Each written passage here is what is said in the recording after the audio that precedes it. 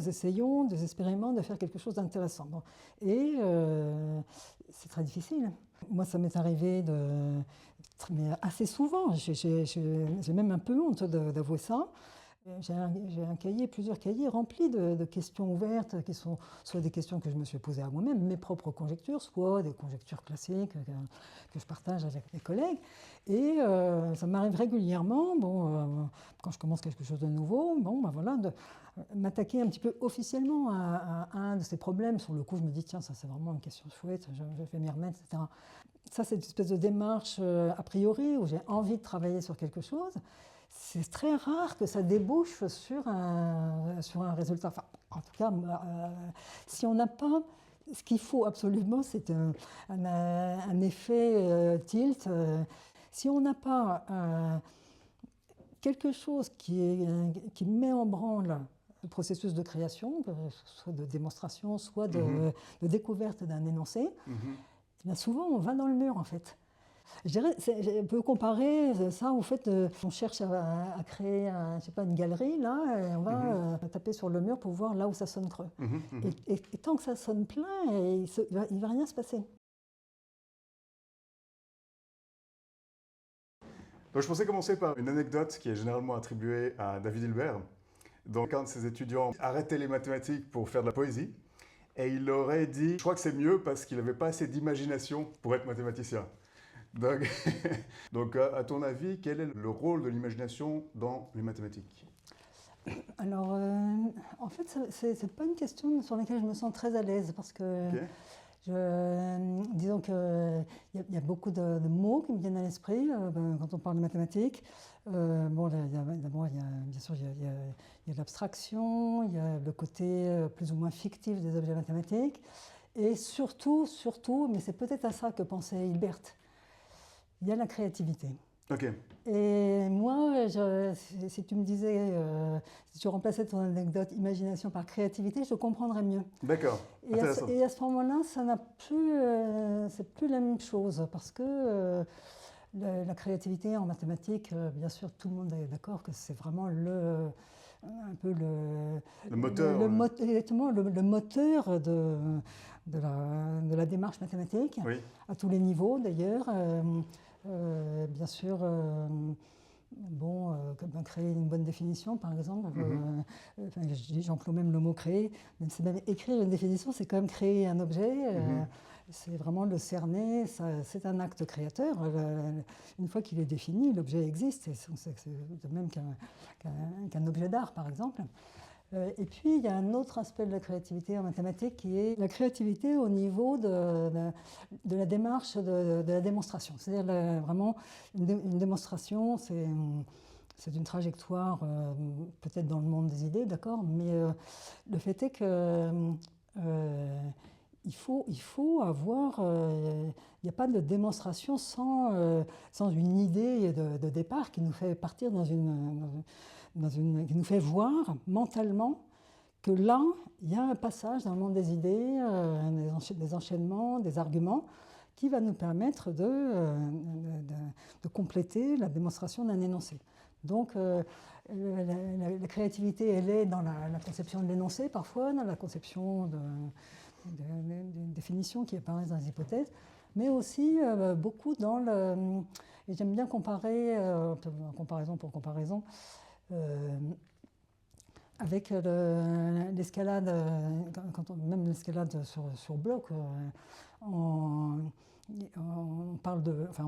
fait des voies d'escalade, et on ne va pas se lancer dans une voie d'escalade comme ça, comme un petit animal qui va mettre les mains les unes après les autres. Non, il faut qu'il y ait une conception au départ de la voie qui va permettre de passer.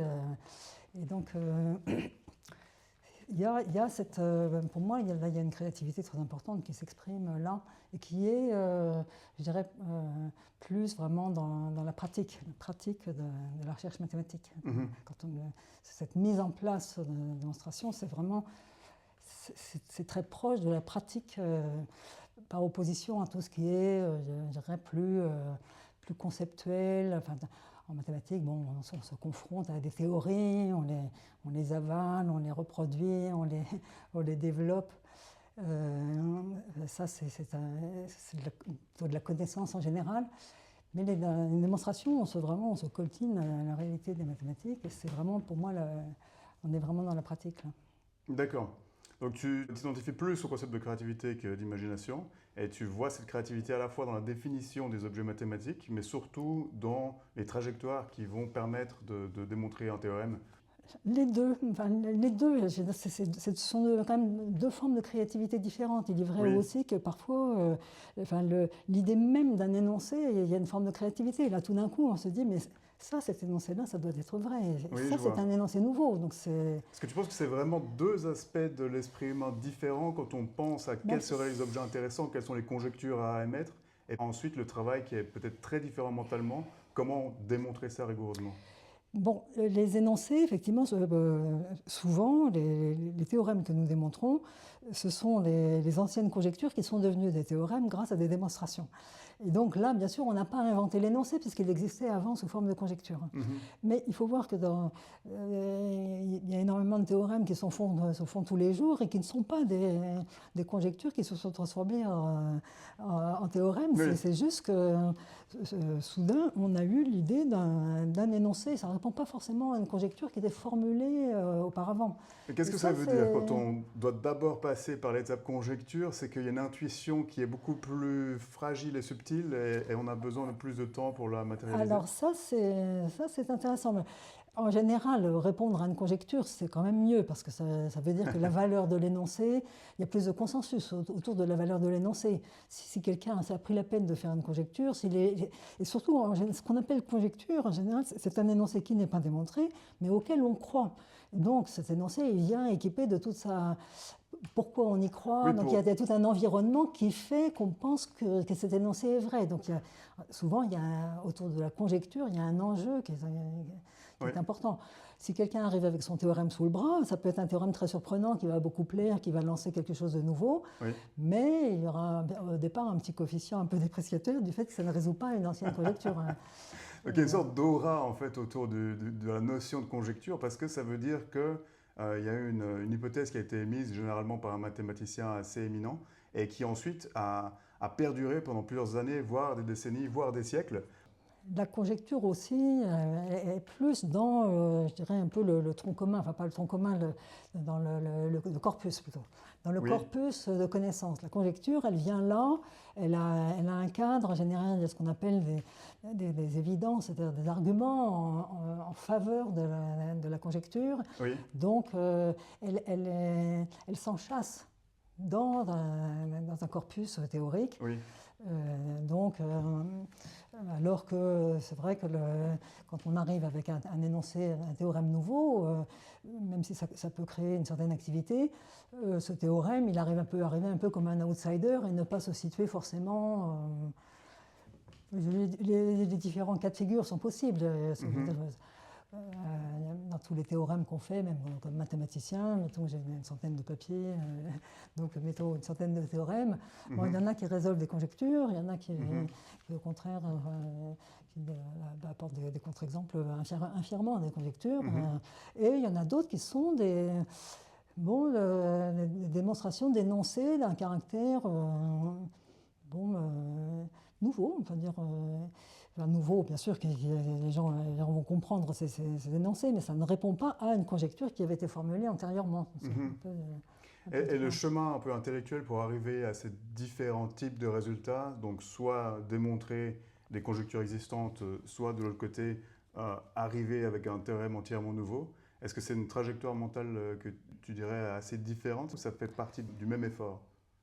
Ça fait partie du même effort, notre effort désespéré pour rester dans la course quotidienne, pour rester dans cet univers de connaissances, de questions, de concepts, de notions, de définitions qui est le nôtre.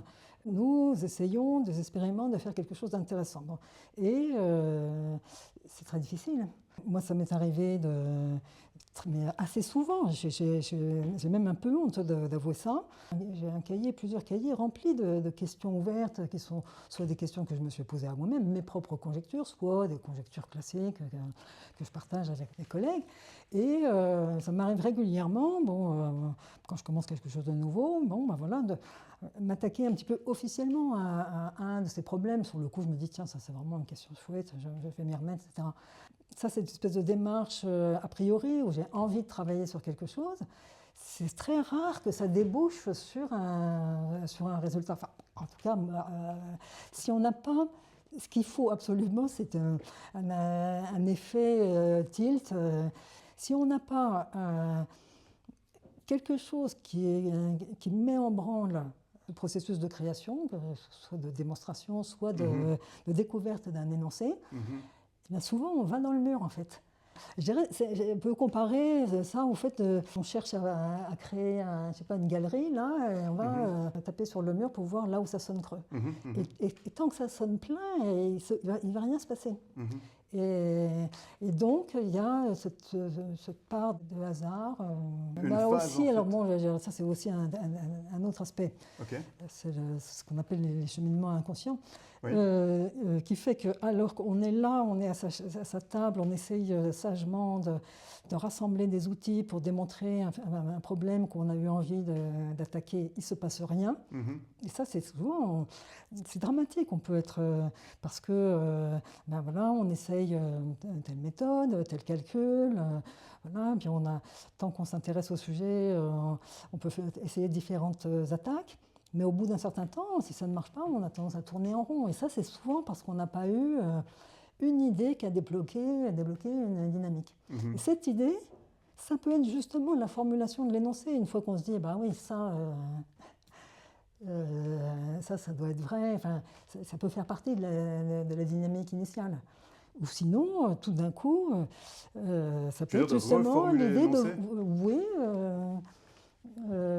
mais moi, ce que je veux dire, c'est que ce travail que je fais tous les jours, essayer de démontrer des énoncés, souvent, le seul résultat, c'est de me faire déboucher absolument par hasard sur un énoncé différent, une idée différente, voire un problème différent.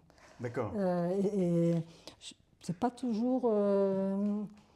Donc c'est une découverte fortuite qui n'était pas vraiment le premier objectif de ta réflexion ? Oui, mais parfois c'est justement au moment où je m'arrête de travailler sur l'autre sujet que tout d'un coup je trouve une bonne dynamique sur un sujet nouveau. Oui, je vois. Et souvent, ma conclusion, c'est que je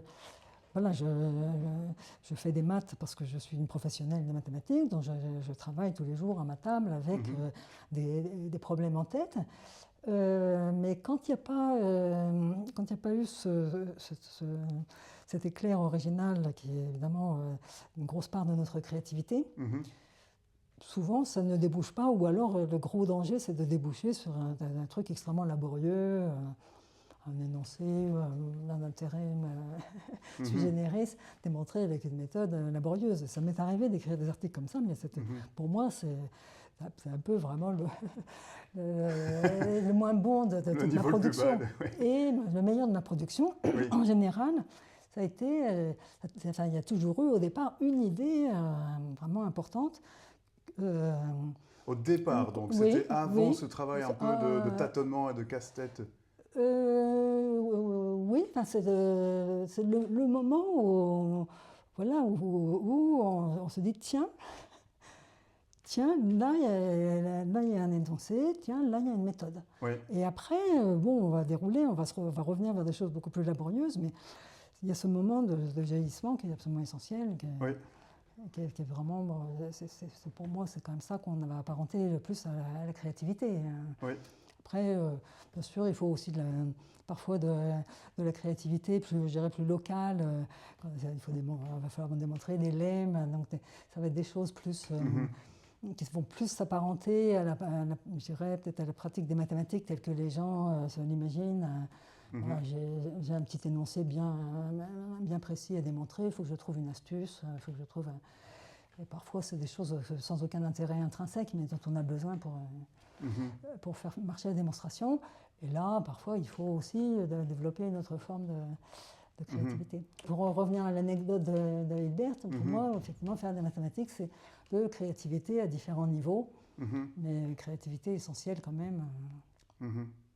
je pense que les deux notions de créativité et d'imagination sont sans doute liées. L'imagination, je pense que ça peut simplement être défini comme cette capacité qu'on a, qui est assez étonnante, de pouvoir penser à quelque chose qui n'est pas en face de nous, qui n'est pas à notre portée sensorielle immédiate. Alors Et justement, oui. dans ce sens-là, on crée une idée de quelque chose, d'un éléphant ou d'une girafe. C'est aussi une sorte de créativité, mais de quelque chose qui n'était pas là ou qui n'est pas là dans le présent. Alors, je ne sais pas s'il mettrait la créativité là. Pour moi, ça c'est... Comment tu définirais la Je suis créativité? entièrement d'accord que c'est quelque chose d'essentiel pour pour l'esprit humain, peut-être de fondateur. Et pour moi, ce n'est pas ce que j'appelle la créativité. Pour moi, on est beaucoup plus proche de l'abstraction. Alors l'abstraction, mais dans un sens très général, qui est pour moi la catégorisation, c'est la capacité de catégorisation, qui à mon avis, mais qui est vraiment une forme d'abstraction, qui consiste à, dès qu'on a vu deux chats, de penser à la catégorie de chat, et bien sûr qui atteint bien entendu en mathématiques un peu des extrêmes, parce que nous regardons des objets extrêmement sophistiqués, qui ont énormément de structures et qui ont... voilà, tu parlais des éléphants, il y a donc, dans ce processus d'abstraction qui fait que quand on a vu un éléphant, ou peut-être deux éléphants, et qu'on a commencé, quand on apprend à parler, etc., on a cette catégorie d'éléphants qui apparaît dans notre esprit. Bon, c'est clair que... Enfin, c'est clair, rien n'est absolument clair, et je ne fais pas non plus des sciences cognitives. Mais pourquoi l'être humain a une telle capacité d'apprentissage? Pour moi, c'est grâce à cette faculté de l'abstraction, entre guillemets, peut-être que la catégorisation est mieux. Bon.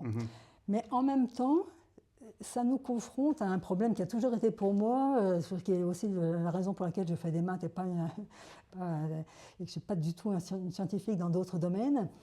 C'est que dans cette démarche de catégorisation, qui fait que quand on a vu un chat ou deux, on sait ce que c'est qu'un chat, il reste cette espèce de problème épistémologique.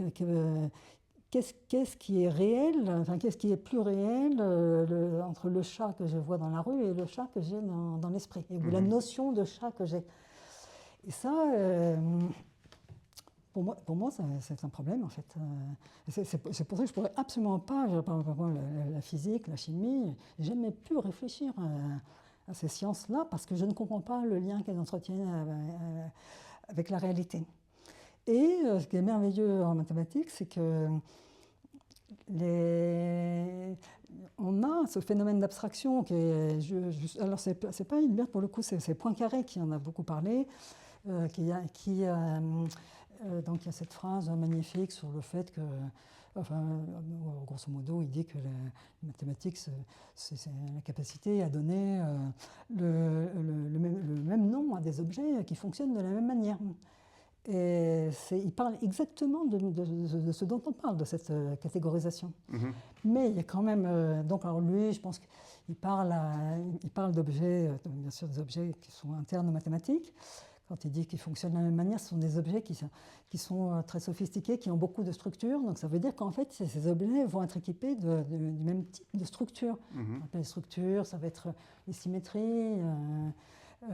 ou les axiomes, tout simplement. Par exemple, typiquement, les opérations vont satisfaire certains axiomes. C'est ça que il y a énormément derrière, énormément d'énoncés, énormément de structures. Et donc, les objets mathématiques vont apparaître de cette manière, par abstraction, d'autres objets mathématiques qu'on a peut-être rencontrés dans des situations plus spécifiques, mais avec les mêmes propriétés. Mais il y a quand même une énorme différence avec la question du chat et la notion de chat, c'est que quand même les objets mathématiques, depuis le début et depuis toujours, et ce sont des objets de l'esprit. C'est-à-dire qu'ils sont fabriqués avec des symboles, des quantificateurs, des éléments de langage. Alors, bien sûr, il y a des gens qui vont protester en disant que les objets mathématiques existent Je veux bien, ils existent, mais pour moi, ils existent. Je suis tout à fait d'accord avec le fait qu'ils sont plus réels que les objets de la réalité. Mhm. Justement parce qu'il n'y a pas cette ambiguïté, il n'y a pas cette différence entre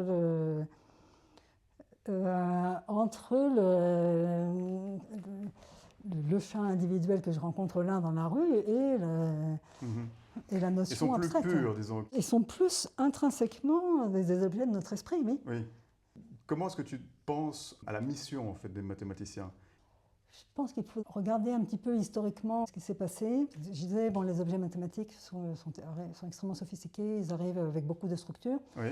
Et si on regarde ce qui s'est passé historiquement, il y a un phénomène qui est quand même très curieux, c'est que souvent les mathématiciens ont été confrontés d'abord aux objets les plus sophistiqués.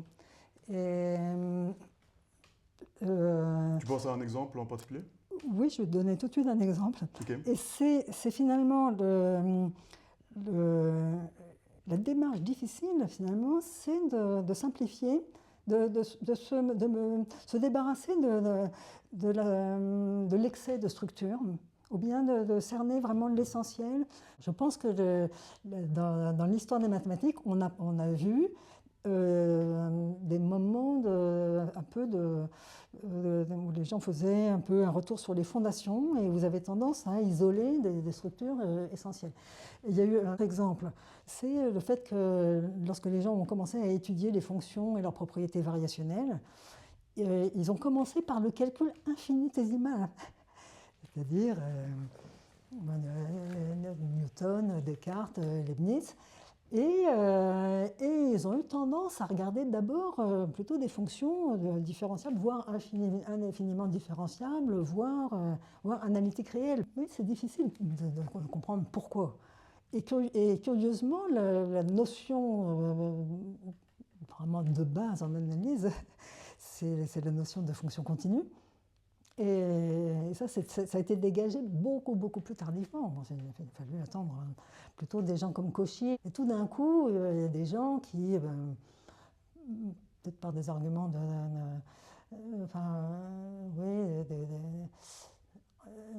des gens qui se sont rendus compte que l'immense majorité des fonctions continues étaient juste continues et absolument pas dérivables, voire dérivables nulle part, quoi. Et donc, bon, c'est quand même infiniment plus facile de définir ce que c'est qu'une fonction continue que ce que c'est qu'une fonction dérivable. Et pourtant, les gens ont d'abord pensé à ces objets plus sophistiqués que sont les fonctions dérivables, voire de classe analytique. Donc, je pense qu'il y a ce très beau travail que les mathématiques font sur elles-mêmes de dégager petit à petit des notions finalement plus essentielles, où on dégage, voilà, on dégraisse petit à petit des notions qui étaient arrivées amalgamées avec d'autres, enchevêtrées. On arrive à dire, bon voilà, là il y a un objet important, on va l'étudier, étudier cette notion en soi. Et là, vraiment, c'est un pas pour l'esprit absolument essentiel. Donc il y a un processus de clarification et de simplification des concepts. Et il y a aussi un processus dans l'histoire des mathématiques d'unification, où on voit des branches qui ont eu des développements indépendants, qui se voient entrer en correspondance ou en dualité. Oui, c'est vrai. Est-ce que ce phénomène-là, est-ce que ça tend vers finalement une sorte de théorie finale qui serait extrêmement simple? Non.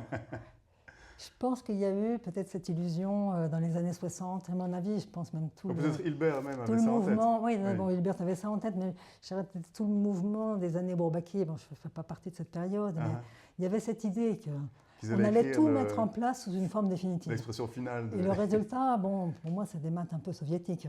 En particulier, les bouquins écrits dans le style Bourbaki, c'est cette idée qu'on va mettre une sorte de dernier mot, écrire la théorie sous forme définitive. Mais en fait, je ne suis pas du tout d'accord. Enfin, ça ne peut pas marcher comme ça, parce que Parce qu'il faut, pour faire des maths, pour faire de la recherche, pour progresser, il faut s'approprier la théorie et Oui. on ne va pas se l'approprier en l'apprenant comme ça, sous la forme d'un truc totalement écrit qui se suffit à soi-même. Non, s'approprier, c'est aussi se faire sa propre conception de comment fonctionnent les théories. Oui, c'est vraiment seulement en faisant fonctionner un théorème, en faisant même soi-même une démonstration qu'on arrive vraiment à s'approprier des énoncés.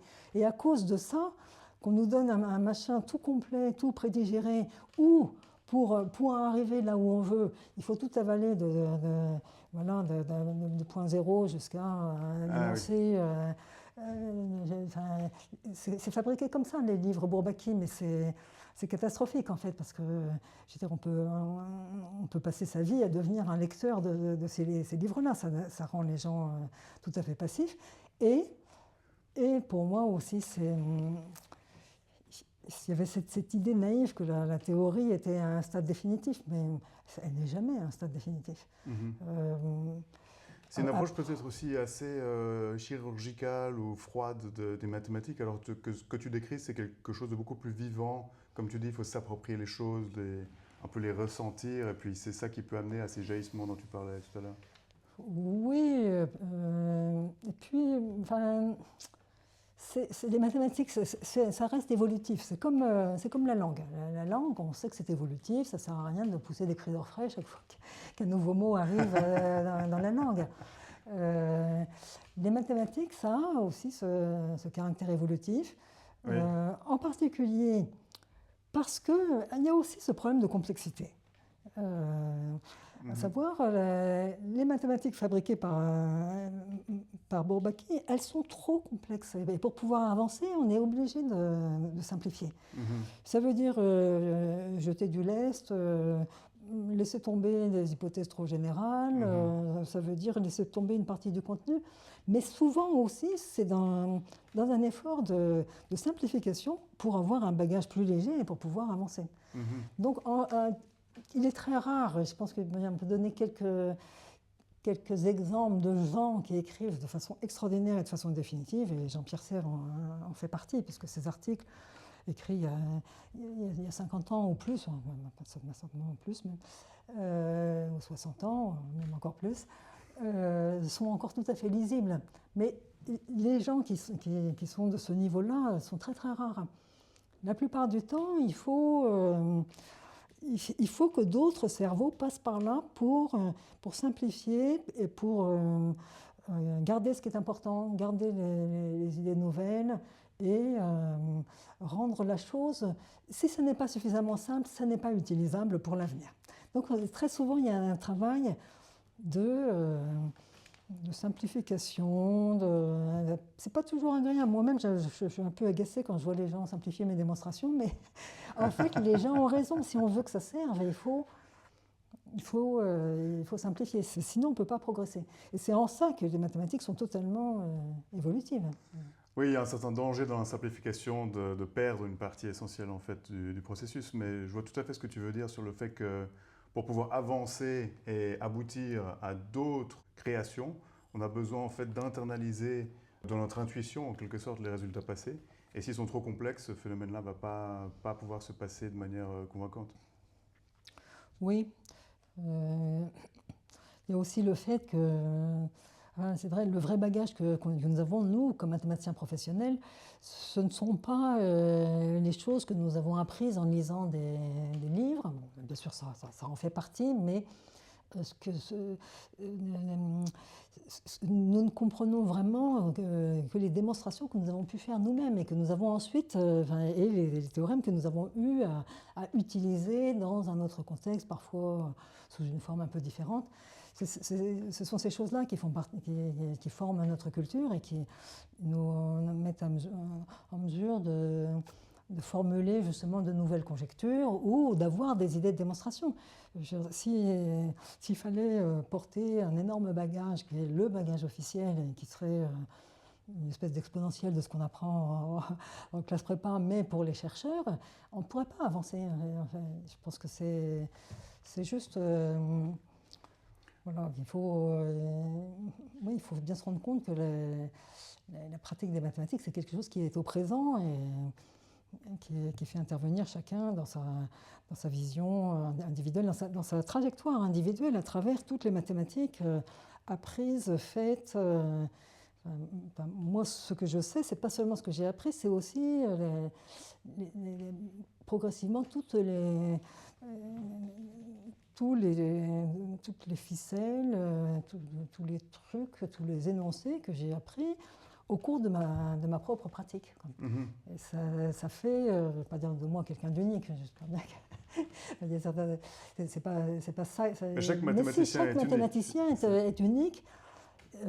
Par sa manière de s'approprier ses contenus. Oui. Et cette manière de se les approprier, ce n'est pas d'apprendre les livres Bourbaki dans le sens linéaire où ils sont déroulés. Non, ce n'est pas comme ça qu'on fait. Enfin, oui. C'est pas comme ça que je fais. Donc, pour revenir un peu sur la mission des mathématiciens, est-ce que tu penses qu'on pourrait dire que ce qu'ils essaient de comprendre, c'est au final le fonctionnement de l'esprit humain lui-même? Alors, en fait, personnellement, je suis assez d'accord avec cette idée. Et d'ailleurs, c'est vrai que quand j'étais jeune, j'aurais voulu étudier l'épistémologie parce que j'étais très bonne en maths, mais ça me paraissait un peu trop ludique. Je pensais que c'était un peu léger. Pas sérieux. Et j'avais envie d'aller mettre la main non seulement sur les concepts, et ça s'est fait quand je suis arrivée en classe prépa, j'ai vu que les objets étaient de plus en plus substantiels, mais au-delà, mettre la main sur les opérations de l'esprit humain. Oui. Et je continue à trouver que ça, d'une certaine manière, ça reste une mission.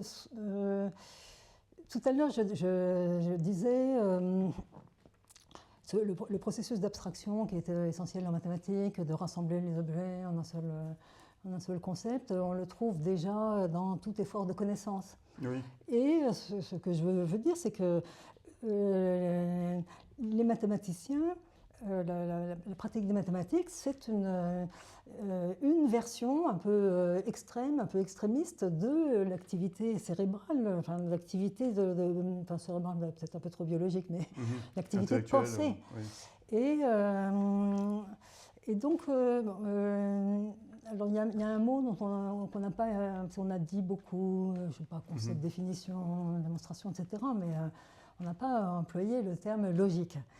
Et en fait, quand je fais des interventions en lycée, j'aime beaucoup attirer l'attention des élèves sur le fait que la logique arrive avec ses exigences bien avant de faire des mathématiques. Elle arrive déjà, elle s'impose à nous dans la structure du langage. À savoir que quand on fait des phrases, ce n'est pas du tout une question de syntaxe ou d'orthographe ou quoi que ce soit, ce n'est pas une question grammaticale, c'est une question de syntaxe logique. Quand on fait des phrases, on peut savoir si les phrases sont fausses, sont mal construites, si les énoncés... Bon, j'avais donné plusieurs exemples absolument tirés du monde réel. Par exemple, des exemples des énoncés ambigus avec des négations mal prises, par exemple, où quelqu'un n'ayant rien à voir avec la mathématique pouvait se rendre compte que l'énoncé était boiteux. Puis il y avait un autre exemple où c'était une phrase entendue dans les trains au sujet de la vidéosurveillance, etc. Et visiblement, il y avait un problème dans l'ordre des mots, ce qui faisait que si on écoutait vraiment bien la phrase, ce que personne ne fait bien sûr, sauf moi, on se rendait compte que sa signification réelle n'était pas celle qui était sa signification en tant que phrase n'était pas celle qui était sous-entendue. Oui, parce que la phrase était mal construite et qu'il y avait un problème d'ordre des mots. Et donc là, je trouve que c'est vrai qu'il y a une mission quand même des mathématiciens puisque nous c'est les exigences de la logique, plus le langage, plus un certain nombre d'opérations qu'on fait aussi je veux dire, dans la vie quotidienne, dans tout notre travail de connaissance. Euh, c'est notre métier, c'est notre seul outil. Et donc effectivement, je trouve que nous contemplons dans toute sa pureté dégraissée de tout souci philosophique, de savoir qu'est-ce qu'un chat en dehors de la notion générale de chat. Nous travaillons avec les outils de la pensée humaine, alors ça nous amuse follement parce que nous fabriquons des objets qui sont vraiment élaborés à l'aide de définitions formelles. Mais je pense que, bon, bien sûr, nous démontrons des théorèmes, tout ça est passionnant, ça va être utile pour les physiciens, une fois qu'ils ont modélisé certaines choses. Bon, on peut parler de cette mission-là, mais une mission, pour moi, plus importante, je dirais une mission sociétale, puisque le mot est à la mode, c'est d'être un peu les gardiens de cette importance de la logique comme un peu, non seulement la logique, mais aussi de la capacité d'abstraction comme moteur de la connaissance humaine. Et j'ai aussi quand même une troisième fonction, on dirait sociétale des mathématiciens, par opposition à tout ce qu'on démontre et qui peut être utilisé par ailleurs, c'est le travail sur la concentration. Et ça, justement, c'est quelque chose qu'on peut essayer de faire passer auprès des jeunes. Parce que, évidemment, pour nous, la concentration est essentielle. On veut, sans concentration, on ne peut pas progresser dans une démonstration, ça c'est évident, mais même dans comprendre, lire un article de maths, ça demande un niveau de concentration extrême. Et donc, il y a quelque chose qui nous interpelle, c'est que c'est très facile de se concentrer sur certaines choses, comme par exemple, même relativement proche des maths en apparence, par exemple un jeu de Sudoku. Alors là, on prend un Sudoku. Alors, si on a un quart d'heure ou 20 minutes à passer sans penser à rien d'autre, un Sudoku, c'est idéal. Mais pour moi, c'est un peu ce que j'appelle la concentration facile. Parce que nous, j'avais un peu envie de comparer ça au travail sur la méditation qui est fait par les moines, je ne sais pas, les moines bouddhistes, ou la recherche de la philosophie zen. Ils ont cette notion de travail sur la méditation. Et je dirais que la recherche de concentration du mathématicien, c'est similaire parce que c'est une concentration pour laquelle on ne peut pas céder. Bon, par exemple, si j'ai donné l'exemple du Sudoku, concentration facile. Tous les écrans, concentration que trop facile. Elle se fait absorber, mais c'est pas ce que j'appelle une vraie concentration, c'est parce que c'est une concentration, je dirais, à l'extérieur de nous, sur quelque chose qui a scotché notre esprit. Là, la concentration du mathématicien, c'est la concentration volontaire sur un objet interne, souvent quelque peu répulsif, parce que c'est très difficile de faire des mathématiques. Donc, il faut faire appel à toutes ces facultés de l'introspection. Et donc, pour moi, faire des mathématiques, c'est une espèce de capacité à plonger à l'intérieur de soi.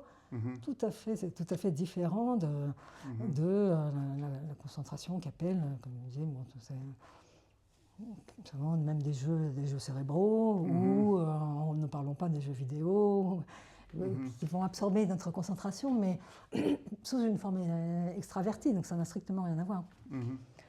J'aime beaucoup le parallèle que tu fais avec les moines bouddhistes qui font des méditations, parce que dans ce contexte-là, il y a aussi un objectif, on pourrait dire spirituel. Donc, je pense que dans leur approche, ils essayent de sauver l'univers grâce à leurs efforts de méditation, en quelque sorte. Et ce que tu es en train de dire sur les mathématiques, c'est que, en fait, c'est un exercice de pratique de la pensée qui est rigoureux et qui aboutit à un succès, donc qui est fertile, qui est créatif justement. Et comme tu dis, pour la société, c'est effectivement aussi, il y a aussi presque un objectif, disons spirituel, enfin dans le sens où ça peut amener à des bénéfices collectifs. C'est-à-dire que développer cette capacité de penser pour l'humanité, c'est quelque chose d'assez vital. Oui, disons que, toujours pour faire le parallèle avec la méditation, Oui. je pense que les moines eux-mêmes, indépendamment d'objectifs un peu extrêmement ambitieux, Oui. insistent beaucoup sur la pratique. Oui. Et c'est une pratique. Oui. Et je dirais que faire des mathématiques, c'est aussi maintenir un peu la flamme de cette pratique qui consiste à chercher la concentration intellectuelle à l'intérieur de soi et confronter à des objets qui ne sont pas a priori, enfin, qui demandent de l'effort. Et l'effort consiste d'abord à chasser dans notre esprit toutes les choses qui ont tendance à le disperser, à le remplir inutilement. Il faut cette capacité à faire le vide sur toutes ces choses qui nous assaillent, faire le vide pour se confronter à l'intérieur de soi à ces questions qui nous agitent, à tout ce dialogue intérieur au sujet des énoncés qu'on veut démontrer. Ça peut paraître absurde dit comme ça, mais au départ, il y a quand même quelque chose d'essentiel, je trouve, je ne sais pas si on peut enseigner ça à des non-mathématiciens, mais le fait qu'on peut voyager à l'intérieur de soi, vraiment faire des conquêtes par par ces cheminements introspectifs, mais qui sont difficiles. C'est pas... Enfin, parfois, c'est juste de la rêverie. Là, on revient justement à ce thème dont on a un peu parlé au début, des rencontres fortuites qui sont liées au fait que dans cette concentration, parfois, il y a une part de rêverie, pure et simple. Mais moi, j'adore quand mon métier, par mon métier, je suis entraînée spontanément à réfléchir à des maths sans même avoir eu besoin de m'y mettre volontairement. Pour moi, c'est merveilleux, c'est un peu un signe que ces mathématiques sont là, présentes, vraiment au centre de mon activité intellectuelle. À tel moment, c'est plutôt des moments de bien-être, quand on se rend compte qu'on se met spontanément à réfléchir à nos sujets. C'est un moment d'entente intérieure. Il y a une notion presque d'amour en fait pour ces objets, les structures de Hodge ou les groupes de Shor. Tu as vraiment une sorte d'affection pour ces idées. Oui, c'est vrai qu'on peut être un peu amoureux quand il y a certains énoncés que j'ai démontrés et que j'aime plus ou moins parce que voilà, ils me sont plus... je suis plus ou moins amoureuse, effectivement. Je n'aime pas les énoncés trop techniques. Quels sont ceux que tu aimes le plus? Mon premier travail le plus élégant que j'ai fait, c'était sur les types d'homotopie des variétés kehlériennes et projectives. Et c'est vrai que là, l'énoncé était très frappant, la construction était simple et les arguments, ça n'avait rien de très difficile, mais c'était vraiment très nouveau. Donc pour moi, le cocktail était parfait. Et donc c'est vrai que j'étais vraiment très heureuse, très joyeuse d'avoir fait ça. Après, récemment, j'ai fait des trucs pas mal.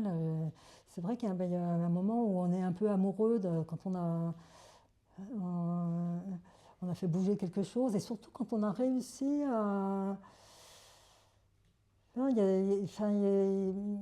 vraiment une recherche mathématique, ça donne plus ou moins ce sentiment de plénitude, et parfois on arrive vraiment à faire, à démontrer des choses vraiment nouvelles avec des outils qui ne sont pas si difficiles que ça techniquement. Ça, pour moi, c'est... Donc d'arriver à quelque chose de vraiment neuf, mais à la fois simple, ça c'est vraiment le plus satisfaisant. Oui, et c'est surtout... oui, alors je ne sais pas si c'est une notion d'esthétique qui intervient, mais quand on arrive à mettre en contact parfois deux morceaux de théorie et qu'il y a une étincelle qui se crée aussi, Oui. parfois c'est aussi d'une puissance extraordinaire. Alors que sur le plan technique, on n'a pas ajouté grand-chose, on a juste vu comment on allait brancher Oui, je vois. tel théorème sur tel autre et chut, ça fait quelque chose. On a levé le voile sur une partie du système qui était cachée, ou alors il y a eu peut-être un phénomène de compression qui rejoint ce que je disais tout à l'heure oui. sur le fait de pouvoir ensuite avancer mieux si les résultats tout à fait, historiques oui. sont mieux comprimés en fait. Tout à fait. Oui. Oui. Non, il y a des... Il y a beaucoup de, oui, il y a de bons moments. Parfois, c'est juste un peu ludique, mais parfois, c'est vraiment... oui, parfois, il y a une sorte de contentement intérieur qui est vraiment extrêmement plaisant. Oui. Pas toujours. Hein, oui, il y a des hauts et des bas dans le processus. Et tu parlais que tu fais des interventions dans des écoles, par exemple, où tu parlais d'impacts sociétaux des mathématiques. Qu'est-ce que tu penses que les mathématiciens peuvent transmettre à la société contemporaine? Le problème, c'est que les mathématiques que je fais ne sont pas du tout appliquées. Ce sont des mathématiques... bon, je ne vais pas du tout dire qu'elles sont gratuites, parce que c'est quand même... la géométrie algébrique, surtout c'est la géométrie algébrique telle qu'elle a été façonnée par Grothendieck. Donc ça veut dire que cette géométrie, en fait, est très proche de l'arithmétique. C'est à la fois... abstrait, parce que c'est vraiment le bon... C'est surtout un édifice théorique très puissant, très vaste, qui a plein de résonances, qui mêle à la fois la géométrie et l'arithmétique. Mais il faut reconnaître ce qui est, nous sommes quand même extrêmement déconnectés de toute forme d'application. Et donc, du coup, je ne peux pas du tout répondre sur la thématique, bien sûr, des applications des mathématiques qui sont pour le coup là, je veux dire, très frappantes et surtout maintenant de plus en plus rapides. Donc nous, on est beaucoup plus dans, je dirais, dans l'expérience de pensée. Oui. Oui, je crois qu'Einstein parlait de ces expériences de pensée, à savoir, au lieu de faire des expériences, des expériences comme ça dans la pratique, on fait d'abord une expérience mentale. Je fais comme si, comme ça.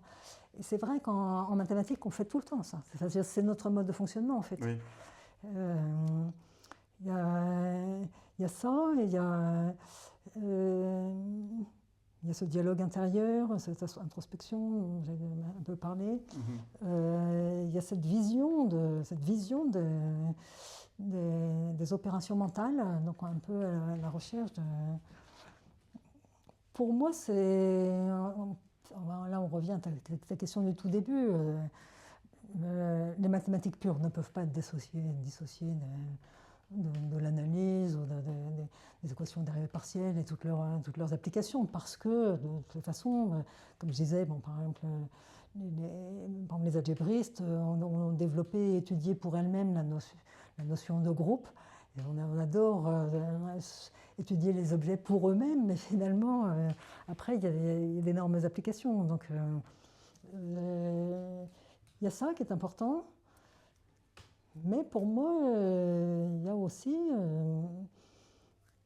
le fait que nous sommes les dépositaires de ces expériences de pensée, et donc d'une certaine maîtrise un niveau très très fondamental et essentiel les garants du presque, savoir. En fait, d'une pensée oui, d'abord raisonnable. La rigueur, mais pas que la rigueur, parce que la rigueur, c'est la logique, c'est les quantificateurs, ça, je veux dire, c'est le garde-fou, la rigueur. Ouais. C'est autre chose, c'est ces fabrications d'énoncés, comme j'ai dit. Oui, je vois. Oui. Toute personne humaine faisant des discours devrait être confrontée à cette... Enfin, je ne demande pas à tout le monde de faire des mathématiques, mais derrière, il y a quand même les mêmes exigences et les mêmes...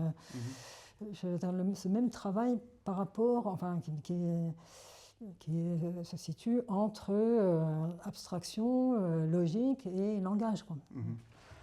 Oui, donc, les mathématiciens ont un rôle essentiel à jouer là.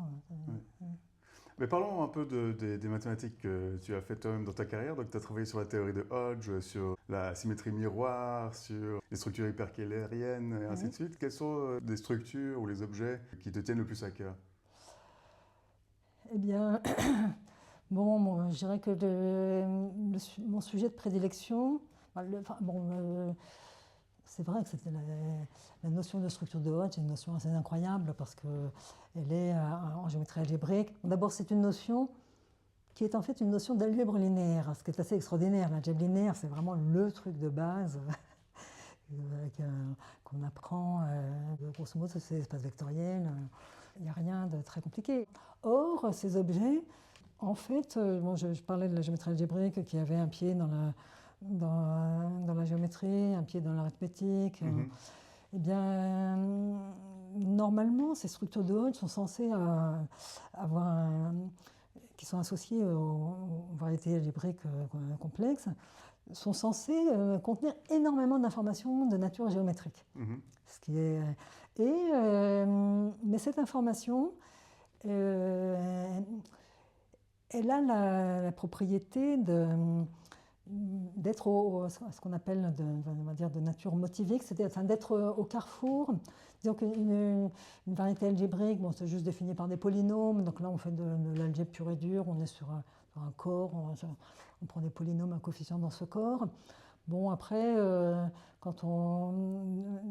moi je m'intéresse, on va prendre ce corps, mettons qu'on le mette dans le corps des nombres complexes, et après on regarde notre variété définie sur le corps des nombres complexes, ça veut dire qu'on va chercher les solutions à coefficients complexes des mêmes équations.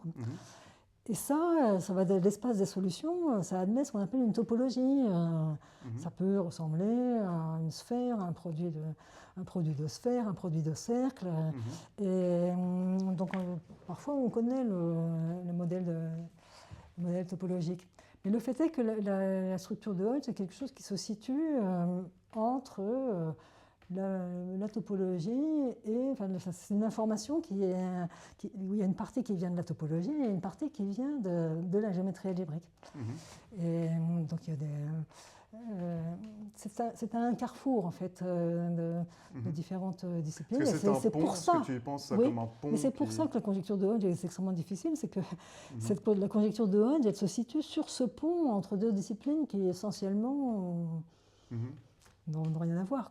C'est pas complètement vrai, parce que justement, il y a des théorèmes de comparaison très, très, très intéressants, dus à Grothendieck et Serre, qui nous disent qu'une partie de la topologie peut être comprise via la géométrie algébrique.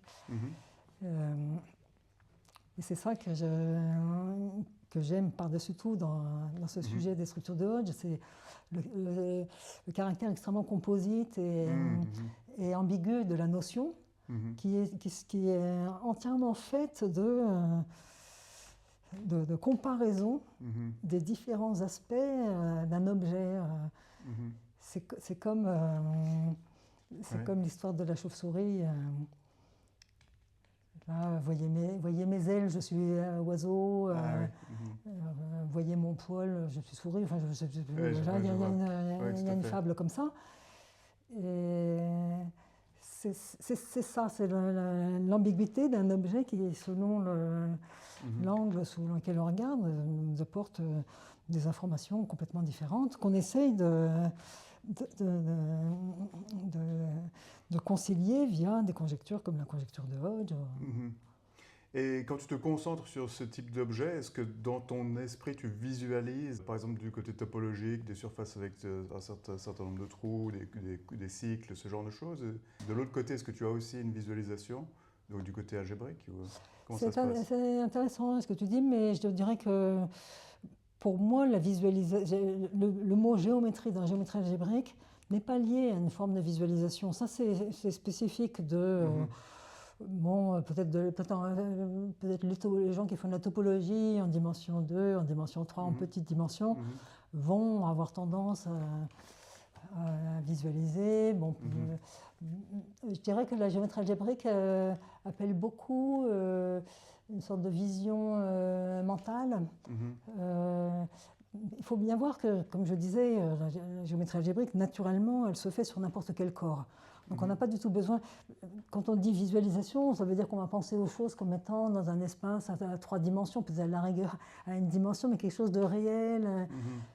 Maintenant, la géométrie algébrique, ça peut se faire sur le corps des nombres rationnels, sur le corps de nombres algébriques. sur des corps finis. Et donc, en fait, c'est très intéressant sur le plan épistémologique, parce que on peut dire que depuis Descartes, il y a eu une sorte d'algébrisation de la géométrie, au sens où Descartes, déjà, il nous dit bon, qu'est-ce que c'est qu'un point dans l'espace? Ben, si je prends des coordonnées, c'est donné par une suite de nombres. Donc déjà, on a remplacé un point par des nombres. Bon, mais après, si on va plus loin, Descartes va nous dire aussi oui, mais en fait, il faut plutôt penser, ces nombres, ce sont des coordonnées, donc il faut plutôt penser en termes de fonctions coordonnées. Donc penser aux fonctions xi, c'est des fonctions du point, quoi. Ben, en géométrie algébrique, en fait, on oublie le point. Je veux dire, on part des fonctions, c'est très simple. Alors là, pour le coup, en un certain sens, c'est une simplification, parce qu'on oublie le problème philosophique, savoir qu'est-ce que c'est que l'espace. Encore une fois, c'est un peu de ces questions épistémologiques fondamentales, comme qu'est-ce que c'est que le chat, quel est son lien avec le chat que j'ai dans la tête. Et en géométrie algébrique, l'objet premier, c'est l'espace de fonction, qui va être un anneau de polynôme ou un quotient d'un autre polynôme. Et donc, il va y avoir un corps de coefficients. Mais c'est cet objet qu'on va regarder, et Grothendieck définit la variété, enfin ce qu'on appelle le schéma, et même l'espace topologique, et même les points, en partant de la connaissance de l'anneau de fonction. On va dire, ben, grosso modo, les points, c'est juste des manières d'évaluer les fonctions. C'est vrai que quand on a une fonction sur un espace, on a un point, on va dire, on va prendre la valeur de cette fonction en ce point. Grothendieck va dire, qu'à cela ne tienne, je vais prendre ça comme définition du point. Une manière d'évaluer les fonctions. Donc la chose fondamentale, c'est cet espace de fonction. C'est donc beaucoup d'algèbre au départ. Le primat de la géométrie algébrique, c'est l'algèbre. Le mot important dans la géométrie algébrique, c'est l'algèbre. C'est l'algèbre, oui. Et du donc, coup, ton très peu de intuition, vision, en fait. se libère des formes en 2 ou en 3 dimensions qui sont tout ce qu'on peut visualiser au final. Et puis... Oui, bon, sans compter que si je travaille en topologie, ça va être des variétés sur C que je regarde. Très vite, la dimension va augmenter monstrueusement. Oui. Donc, tu peux seulement faire des projections très grossières de ce à quoi tu réfléchis. Moi, j'avoue, je ne pense jamais en termes de... Tu visualises pas dans ce sens, non. Okay. Par contre... finalement, on en revient toujours à ces histoires d'opérations mentales qu'on schématise, qu'on visualise. Bon, par exemple, on a tous dessiné des flèches pour représenter une application. On peut représenter des axiomes, comme ça par des schémas, en fait. Oui. Ce schéma où on fait des flèches, c'est juste une manière de visualiser les choses. Ça vit dans l'espace 2D de la feuille de papier sur laquelle on écrit, en fait. Ça va être plutôt un schéma mental, mais on peut imaginer... même je pense que ça se fait pas mal en ce moment. Cette manière de représenter... surtout les gens qui font ce qu'on appelle de l'algèbre supérieure, c'est une partie de la topologie actuellement, la topologie algébrique. Ils sont beaucoup dans ces schémas qui sont en fait, là, pour le coup, vraiment des schémas mentaux extrêmement structurés, comme le nom supérieur l'indique. On a des opérations sur les opérations. Comme en théorie des catégories. Exactement, derrière c'est catégorie, voire catégorie supérieure, catégorie infini,